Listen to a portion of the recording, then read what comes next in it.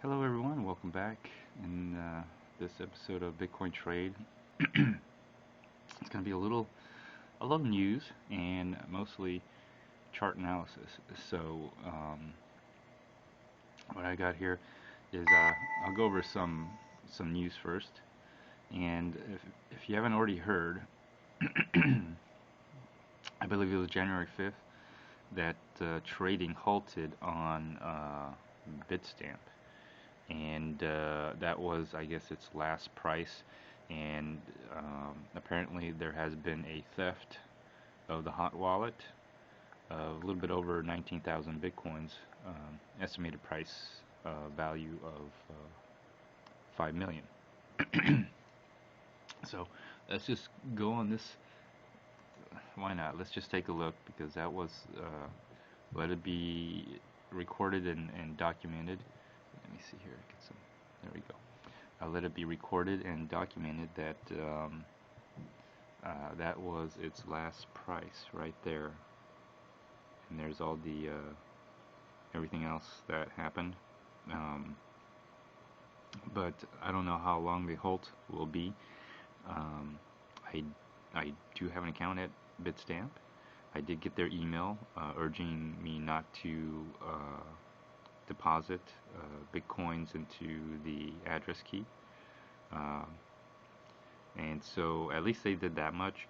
I know they mentioned that they have most of their bitcoins in cold storage. So it's going to be interesting to see,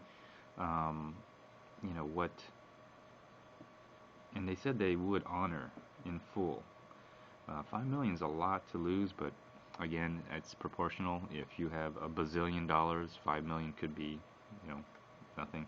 I don't know how much they have in reserves as far as money. I know what they got in bitcoins. At least some idea through the, they did mention in their cold wallet storage. So it's a kind of a big blow, because everyone uses Bitstamp as a de facto kind of price by default. If you notice, the blockchain.info uses it if you ever look up transfers or your wallets. And so other major exchanges, BitPay, Coinbase, they all tend to use Bitstamp as de facto price. And when I trade, I use Bitstamp as a de facto price. Now that it's halted, it seems like everyone's moving towards Bitfin as a de facto price now, which isn't too bad. And I guess it's good for all the other exchanges, because while Bitstamp is on freeze here, probably a lot of people are migrating to Bitfin and BitC, maybe to the Chinese exchange, excuse me, or some of the other exchanges, whatever, Kraken, Itbit, whatever exchanges that are out there that are operating right now. Oh, excuse me, I got a little cough. And so I guess that's what's happening right now, and until things clear up. Amazingly, the price has not dramatically fallen. It fell right around here where I did the technical analysis, but ironically it fell after it could not move above this moving average, which it seemed like this fall seemed to be in line with the technical analysis. But apparently, I guess, as people found out their withdrawals were being froze or delayed for such a long period of time, I guess there was some panic. And it's amazing how the chart analysis lines up with the events that occur.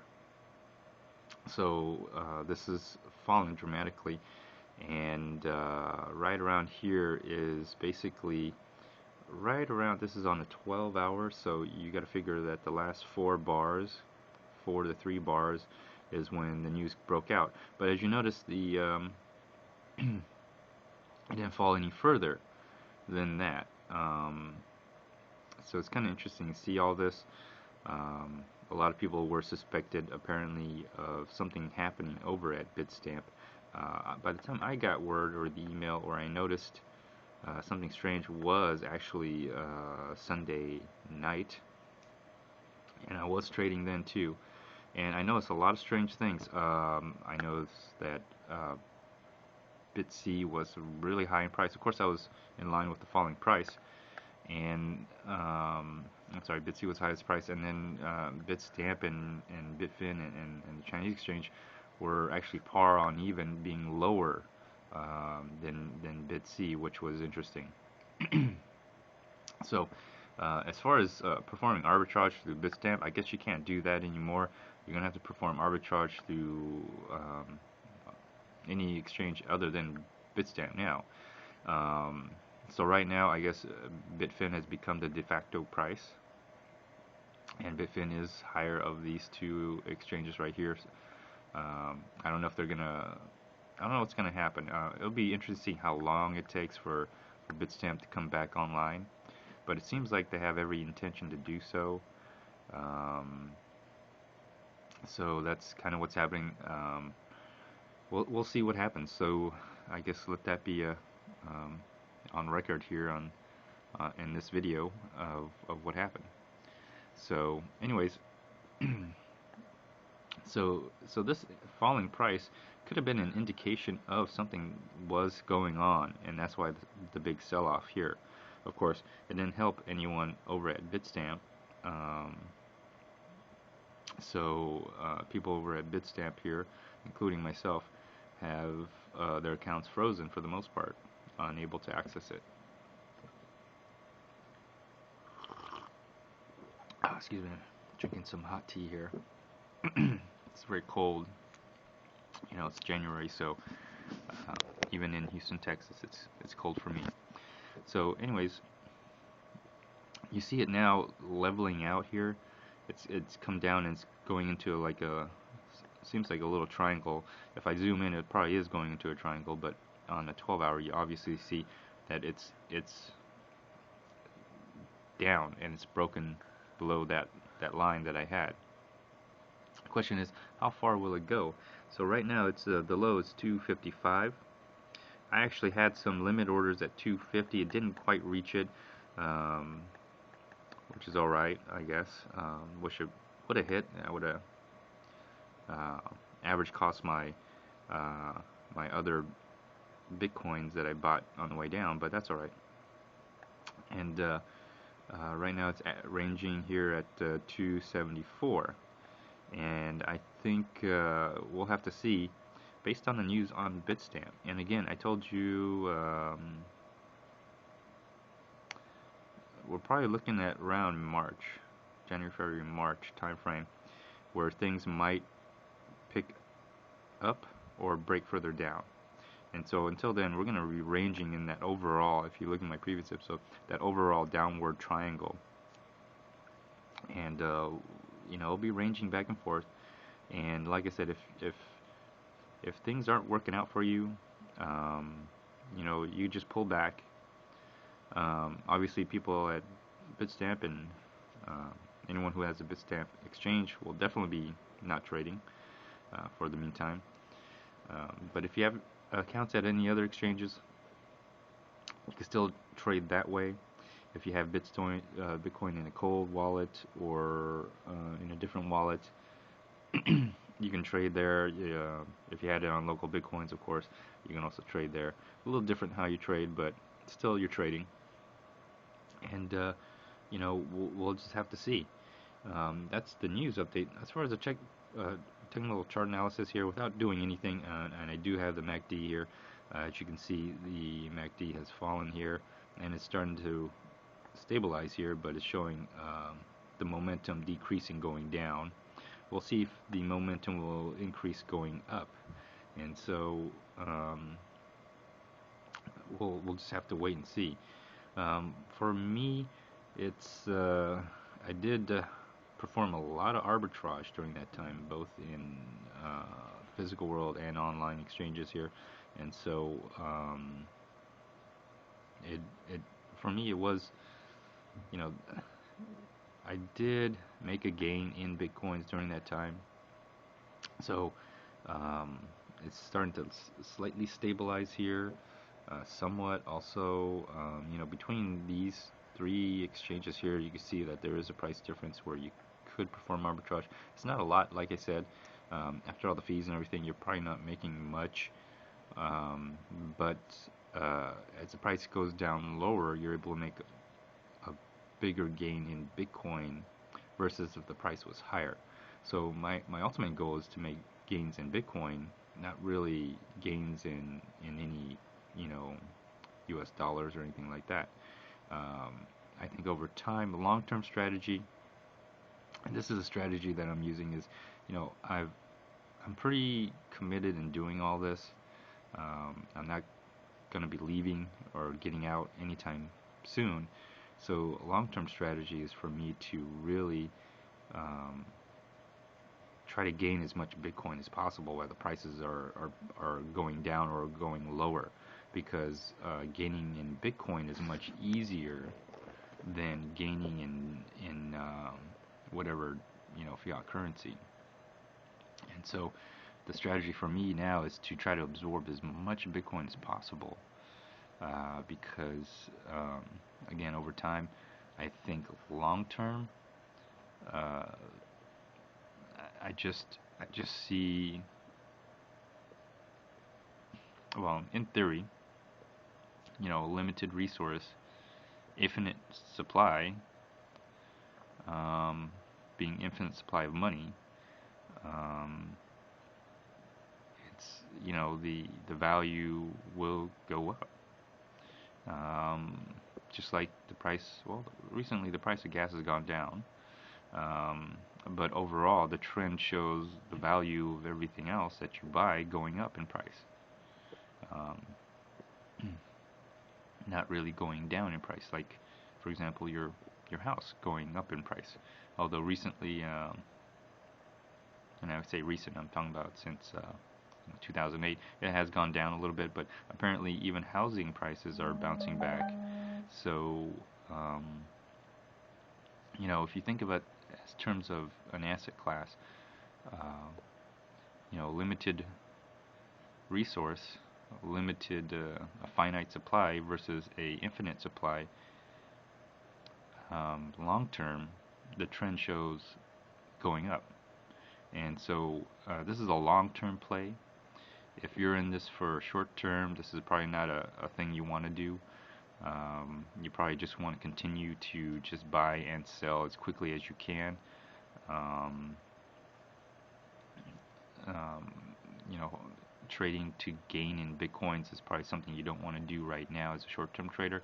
But for a long-term trader, for a long-term strategy, trying to trade to make a gain in Bitcoins is probably a really good idea, in my opinion. And especially for something that I want to do, I'm trying to get as much Bitcoin as I can to also do other things other than just speculative trading. I'm gonna actually be, using it, spending it, doing all sorts of things with it. I mean, it goes beyond just speculating.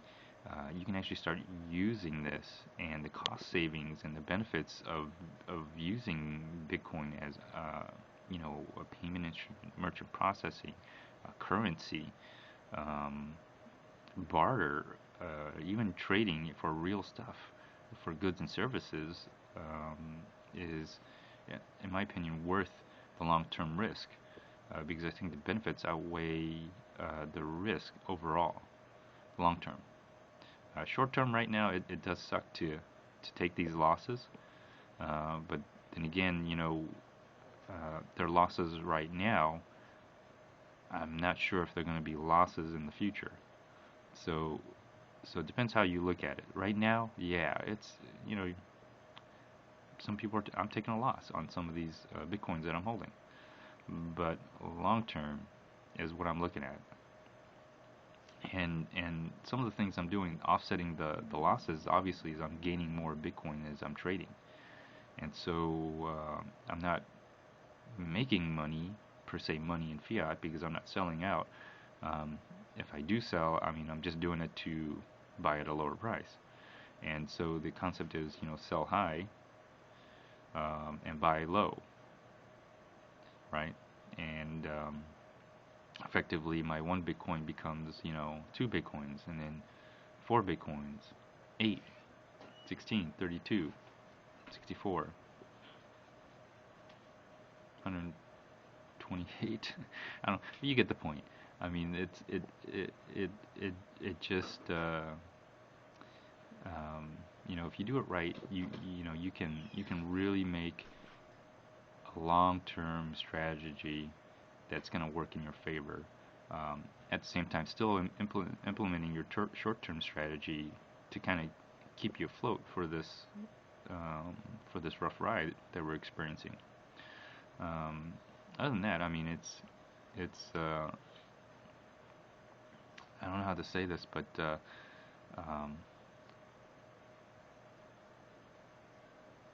than that, it's been an interesting time because I'm doing more than just trading now. I'm actually actively going out and building networks here. And I think when times are slow or the trading volume reduces for you, it's probably the best time because that's when you will have the time to do these things. When things get really busy, and when I anticipate the price, the value to go back up, I don't think you're gonna have this. I think I won't have this much time to go out there and build your network because I'll be too busy, managing all what's going on, plus the fact that the value's gone up. I mean, you're going to be very, very busy. You're not going to have time to do what you're doing now, in my opinion. So, anyways, short term, I mean, it's probably going to be very volatile until we see. Excuse me. Until we see what's going on with Bitstamp. Looks like it's calmed down quite a bit here. Long term, anything that's a push downwards, it's an opportunity for me to make a gain in Bitcoins. That's just my opinion. It's cheaper to buy. You get more.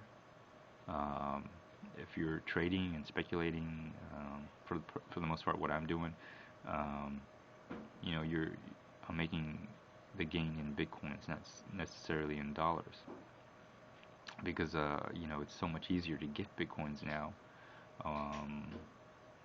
because obviously the market's flooded with Bitcoin, apparently, because everyone's selling their Bitcoins.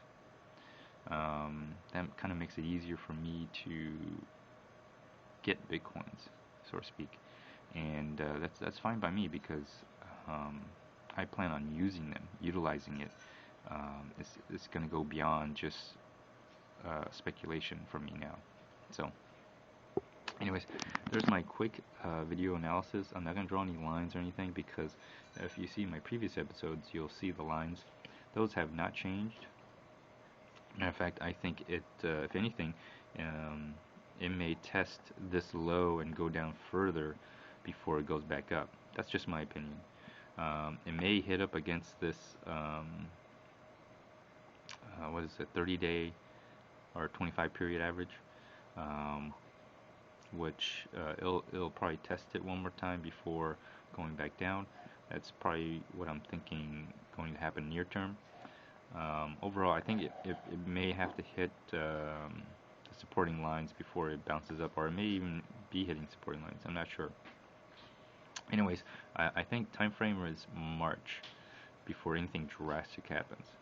So there's still a lot of time for people to position themselves and make the right trade.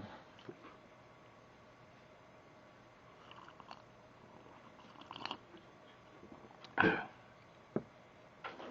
so there's still a lot of opportunities for people to still make a gain, either in currency, in fiat currency, or in Bitcoins.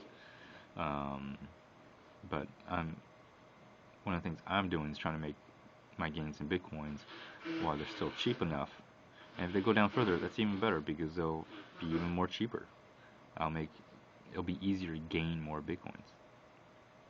And so, like I said, I'm using Bitcoins. That's my ultimate goal. I'm not just speculating with it. I'm going to be actually using it. So, anyways, this is a short episode. I just want to make a quick video because I want to make a mention of the issue with Bitstamp, the halt on trading. And so, until next time, I guess you can comment, like, dislike, even do a video response. Until next time, stay tuned.